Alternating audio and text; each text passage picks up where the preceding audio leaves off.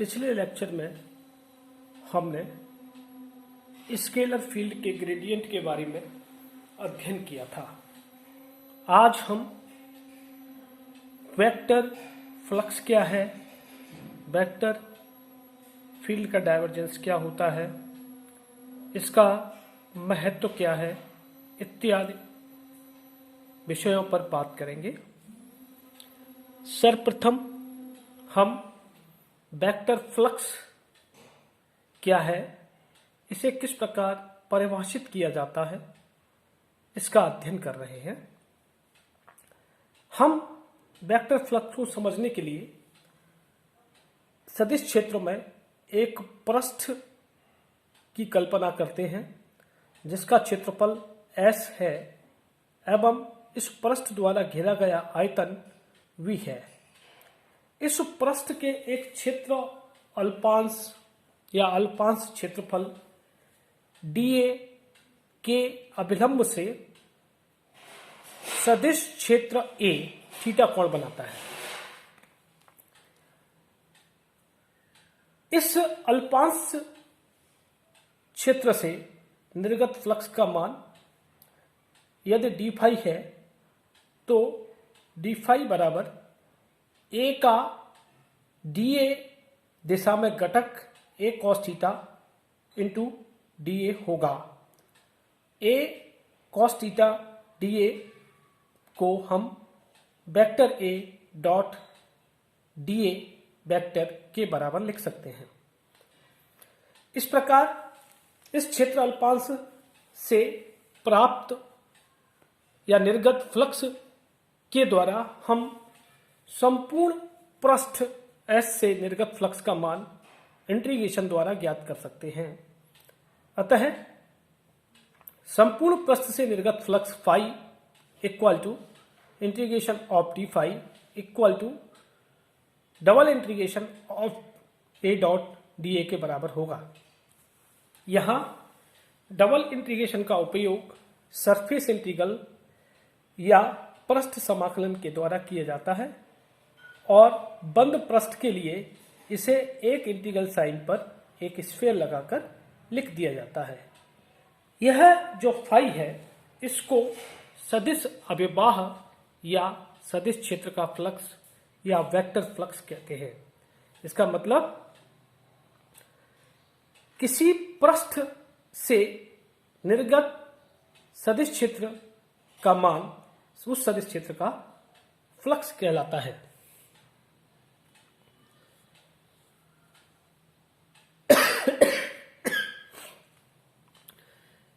सदिश क्षेत्र के फ्लक्स को समझने के लिए हम एक एग्जाम्पल पर विचार करते हैं। इसमें हम ये मान रहे हैं कि नदी में पानी v वेग से बह रहा है। इस पानी में हम एक आयताकार फ्रेम लटका देते हैं।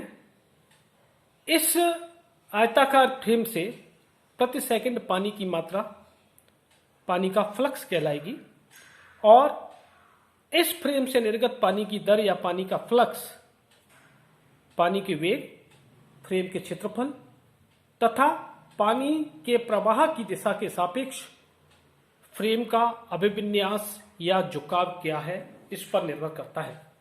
हम इसे समझने के लिए तीन स्थितियां लेते हैं।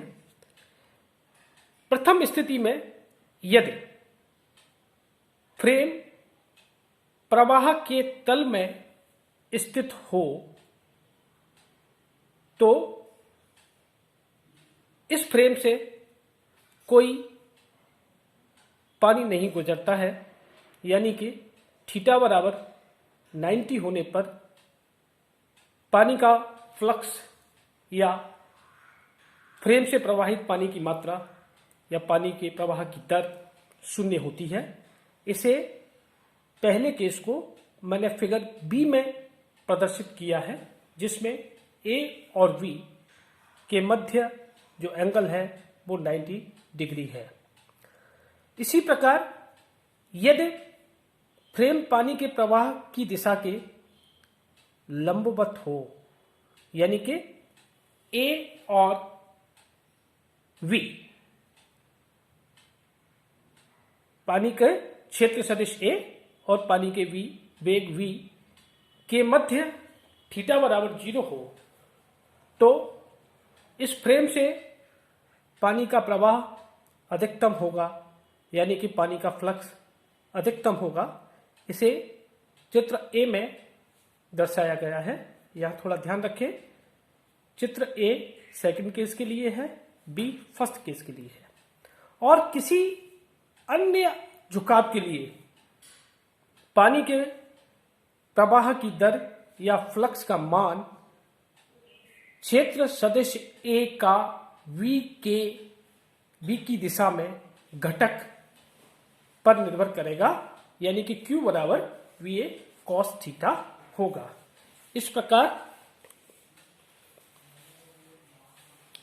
हम विभिन्न स्थितियों में पानी के प्रवाह या अभिवाह या पानी के फ्लक्स की गणना कर सकते हैं। अतः सदिश क्षेत्र के प्रवाह की दर ही फ्लक्स कहलाती है। यदि हम सदिश क्षेत्र के रूप में विद्युत क्षेत्र को लें, तो विद्युत क्षेत्र में स्थित क्षेत्र अल्पांश डीए वाले पृष्ठ से निर्गत फ्लक्स का मान D phi equal to E dot D A होता है। यह आप पहले से जानते हैं, और इस डी फाई को विद्युत फ्लक्स कहते हैं। अब हम डायवर्जेंस क्या होता है सदिश क्षेत्र का, या divergence of A vector field का के बारे में को परिभाषित करेंगे।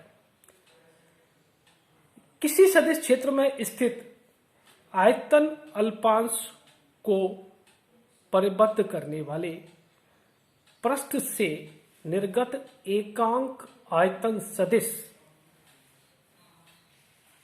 अभिवाह या फ्लक्स सदिश क्षेत्र का डायवर्जेंस कहलाता है। जैसा कि हमने अभी चित्र में देखा था कि पृष्ठ S द्वारा जो परिबद्ध आयतन था वो V था, यानी कि पृष्ठ के प्रति एकांक आयतन से निर्गत फ्लक्स सदिश क्षेत्र का डायवर्जेंस कहलाता है। इसे मैथमेटिकल रूप में डायवर्जेंस ऑफ ए या डेल डॉट ए बराबर लिमिट डीवी टेंड्स टू 0, आयतन अल्पांश लिया है, इसलिए आयतन अल्पांश का मान कम से कम होना चाहिए। अतः डीवी टेंड्स टू 0, और पृष्ठ से निर्गत फ्लक्स का मान हम जानते हैं ए डॉट डी ए होता है, जिसे हमने संपूर्ण पृष्ठ से निकालने के लिए सरफेस इंटीग्रल यूज कर लेते हैं। और यदि इसे हम आयतन डीबी से डिवाइड कर दें, तो यह सदिश क्षेत्र का डायवर्जेंस कहलाएगा। तो मैथमेटिकल परिभाषा इस प्रकार परिभाषित की जाती है, limit DV tends to 0, total flux A dot D A divided by the enclosed volume DB. यह महत्वपूर्ण है कि सभी सदिश क्षेत्रों का डायवर्जेंस एक अदिश राशि या अदिश फलन होती है। अब सदिश क्षेत्र के डायवर्जेंस का भौतिक महत्व क्या है? सदिश क्षेत्र का डायवर्जेंस, ध्यान रखें, धनात्मक, ऋणात्मक या शून्य किसी भी प्रकार का हो सकता है। यदि सदिश क्षेत्र का डायवर्जेंस धनात्मक है, इसका मतलब ए dot D is greater than 0 है, तो सदिश क्षेत्र के अंदर स्रोत उपस्थित है। सदिश क्षेत्र का स्रोत क्षेत्र के अंदर उपस्थित है, जिससे बल रेखाएं या छिद्र रेखाएं बाहर की ओर आ रही हैं। यदि हम विद्युत क्षेत्र की बात करें, तो क्षेत्र में धन आवेश प्लस Q आवेश उपस्थित है, जिससे बल रेखाएं बाहर की ओर आ रही हैं। इसका मतलब धनात्मक सदिश क्षेत्र के डायवर्जेंस का धनात्मक मान स्रोत की उपस्थिति को प्रदर्शित करता है। और ठीक इसी प्रकार यदि सदिश क्षेत्र का डायवर्जेंस ऋणात्मक है, यानी कि A dot dA less than 0 है, तो इसका आशय यह है कि फ्लक्स पृष्ठ में प्रवेशित हो रहा है, यानी कि पृष्ठ रेखाएं, क्षेत्र रेखाएं पृष्ठ के अंदर की ओर आ रही हैं। इस ऋणात्मक मान का आशय यह है कि पृष्ठ में सिंक उपस्थित है या सिंक है ना। ऋणात्मक आवेश की उपस्थिति डायवर्जेंस के ऋणात्मक मान को दर्शाती है। चित्र में ऋण क्यू आवेश उपस्थित है, तो चित्र रेखाएं अंदर की तरफ आ रही है। इसे इस प्रकार भी समझा जा सकता है कि यदि मान लीजिए रोड पर कहीं नल का पाइप टूट जाए, तो नल के पाइप से पानी बाहर की तरफ आता है, गड्ढे से बाहर की तरफ आता है, तो इसका मतलब यह हुआ कि पानी का जो प्रवाह है, फ्लक्स है, वो बाहर की तरफ आ रहा है, यानी कि पानी का सोर्स अंदर स्थित है।